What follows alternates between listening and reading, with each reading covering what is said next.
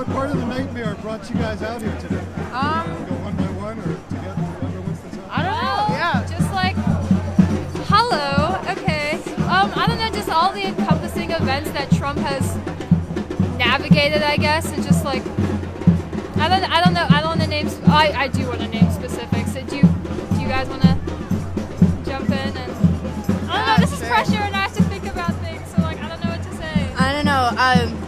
The part of the nightmare that like I guess called me here and like action and stuff is that like me myself feeling powerless, and then the people I care about and people I don't know and people that are just people feeling powerless because of systems put against us. And like I honestly believe that like the entire system needs to be like fucking overthrown, and that like this is one of the steps to doing so, and like protesting is one of the steps to doing so, like getting power in other ways, like it all needs to happen at once. And you can participate as much as you can, and like it's just your responsibility. If you want to have that empathy for other people and you want to take action, you just do it how you can and however you're able to, and what resources. And so these for today are my resources to come here and be out here. So yeah. Can I add to that? Yeah, no, just actually like as a collective society, like I don't know how we've allowed ourselves to put a man into power who is not for us, like as a whole, like at all. Like he has no moral compass really, I don't think. I mean, he does, but just like it doesn't navigate him to a point where everyone is going to be satisfied and taken care of. And just like I think it's our responsibility now to reverse that, like what we have done. And so just like that's what's brought me here. Just we have to correct our own society's actions, like, and like that might be something that's hard to do because we did it. Like I was not a part of that but others were very much a part of that and so just like we have to be bigger than that you know. Do you know what I mean? Just yeah. How did you find out about this? Through her. Yeah. Well, I just looked. I'm here on behalf of Fempowerment, which is an intersectional feminist youth-led organization that's been around for about a year. And we come to protest as a group. And so part of like what the organizers do is we look up and check our resources online, newspapers, upcoming protests, and then we like go on all the networks and get people together. And so yeah, that's pretty much it. Well, how do you see, your all's role in helping to actually take this regime?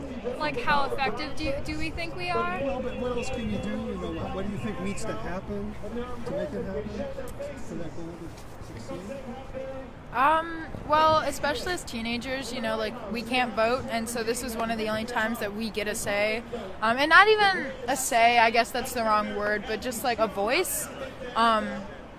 Which I don't know is much different from like an essay. Yes, to show what our voice is. Just like I'd be happy if my face were like representing this movement. You know what I mean? So like that kind of thing. Yeah, exactly. Yeah. Just, getting out here and also like I don't know, having fun. I guess like this is something that like it doesn't look like you can smile when you're holding this poster, but like anger hasn't really worked so far. Like violence, like that doesn't work. If anything, that just takes away the entire meaning of the movement.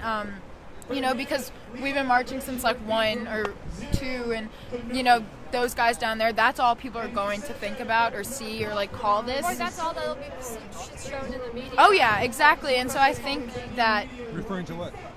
Just the violence and just like because sometimes the media doesn't show the whole story. And I definitely think if the media is pro-Trump, like that is stuff that would be shown rather than like people out here marching and telling their story and just caring about something that is bigger than themselves, because it really is bigger than one single person. And like you were saying, like it doesn't really, like as president, it doesn't matter what your beliefs are, like if you're, I don't know how to phrase it, but just if you become president, like you're not president for one group of people, you're for everybody, and so you have to do for everybody. Exactly.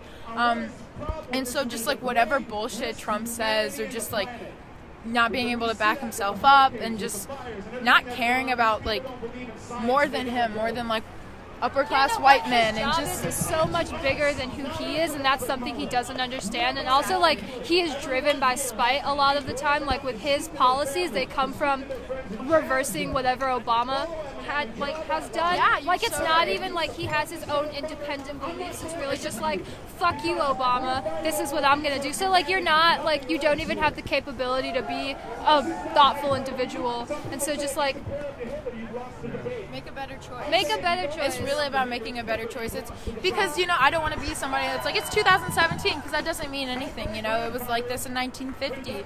But it is 2017. It's been hella long, and we're still talking about the same thing, and it's time to find something new to talk about. Like, we shouldn't have to fight for fundamental rights. You know, Black Lives Matter, like, that shouldn't have to be a movement. Like, people should just know that. Like, everybody should just know that lives matter. Like, if you're, and not even human lives, like the planet, That's like a the life. earth, that is a fucking life. Like, we just took over this shit, and people disrespect it constantly. Like, and putting Trump in office is like one of the biggest offenses. Yeah, because like, who are we to decide the fate of something that was before us? And just like, I don't know. Like, I have more to say, but also just That's a really true. big headache from all of this. Screaming and it's heavy. chanting. And I mean, like you were saying, there is a system that's behind all this work. Yeah. And it isn't going to stop unless we can deal with that. Yeah. Getting rid of the Trump-Pence regime is something we have to go through, because if they consolidate this fascist power, it's going to be a lot harder to ever make a revolution. And I, Yeah. Oh, yeah. and I love that we call it a regime just because, like, that's what it is. Like, with Columbus Day, like, let's not call it Columbus Day. Let's call it, like, the killing of Indigenous People Day. Just, like, once you identify for what it is, like, people automatically become more aware and more, like, keen to wanting to fix the thing. Like, I think that's why people still have barbecues on Columbus Day, just because it's like, oh, like, this dude who colonized America, like, no. You probably wouldn't, like, have a happy meal with your family if you knew what it was actually about. So, yeah, just, we need to do more of that. I need to do more. How do we bring the millions what it's going to take? You know, I don't really know. We were just talking about that. Like, if this were the first protest of its kind, like, the streets would be filled, and they're not. And I think that's because just like there's so much protesting that it just desensitizes it. And that's not to say that it doesn't work, but like, there's significantly less people out here than there have been at other rallies, and that doesn't mean that people don't care, but people have lives and they can't be out here fighting for it, so it should just be done already. And I don't know, like, there's just always more to do, there's always more to learn, and I think that that's the first step. And then, like, you know, figuring out what that is bigger than my voice. I don't know, like, everything that we can do to rectify what's already been done. I don't know, I guess it does start with this, just with making a community out of something like this. Because there have been people who weren't even protesting who have just followed us, like, and that's really great. Just because, like, I'm sure those people were like, I'm gonna go shopping today, and instead they're here. And like, I love to shop, but like, I took a break to be here, and I'm really glad that I am here, because like, it's stuff like this, like, there's no immediate change coming from it, you know, like, he's still got this, you know, despite this. But I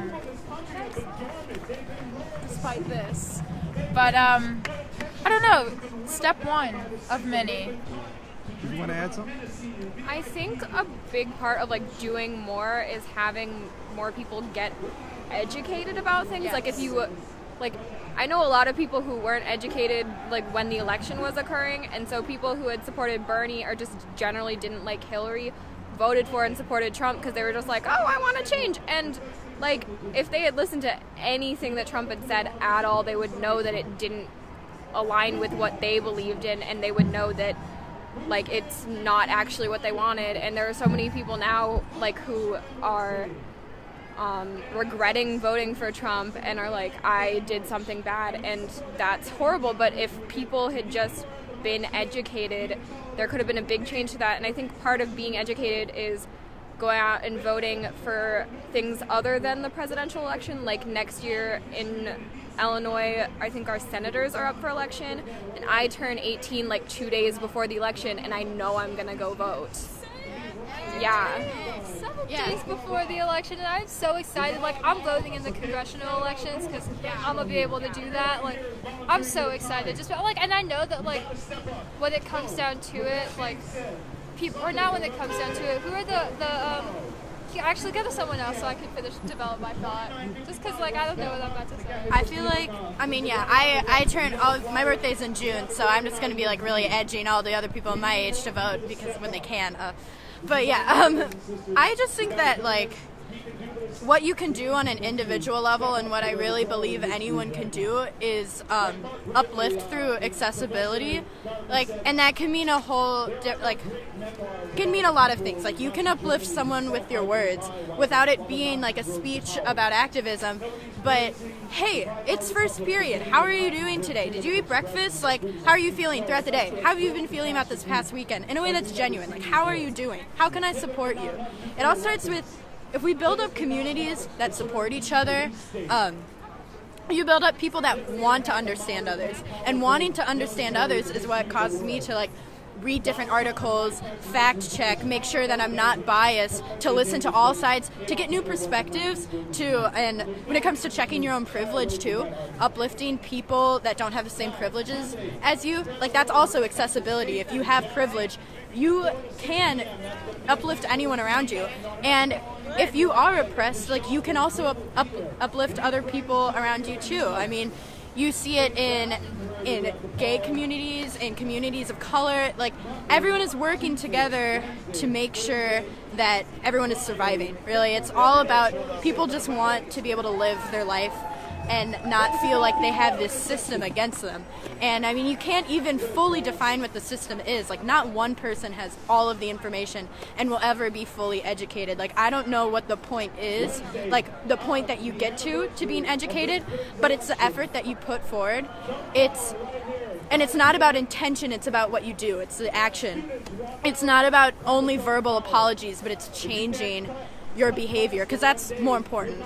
And just, like, having events that are accessible to anyone economically, when it comes to ability, like, so that disabled individuals can come and participate, and, like, it's all just so important to make sure that it's really for everyone and that you're really being conscious and self-aware. I was thinking off of what you said, thinking of ways to invite people to imagine how we can have a whole society that's actually based on caring for other people and being concerned, as opposed to, like, it having to be a struggle to make that, you know, a topic. I think that it's sometimes, like, I think that there are people that are really maybe have pushed that part away of caring for other people, but I feel like having interactions with other people, I mean, humans being social beings, it's a part of survival, but it's that almost caring for other people has been a competition, and caring for yourself has been a competition. Like, I have the most money, so I can support my family because I care about them, and I care about them more than you care about anyone else, and so I'm going to keep all my funds and all my resources to just me, or I care about only one group, and I'm only going to support one group because they care about me back, and that's what I'm going to put my energy. And it's hard to put energy into things that don't care for you back, but sometimes that's necessary. Like, that's how growth happens. Yeah. Did you want to add some more? No, I'm okay. Thank you so much for stopping thank us. you.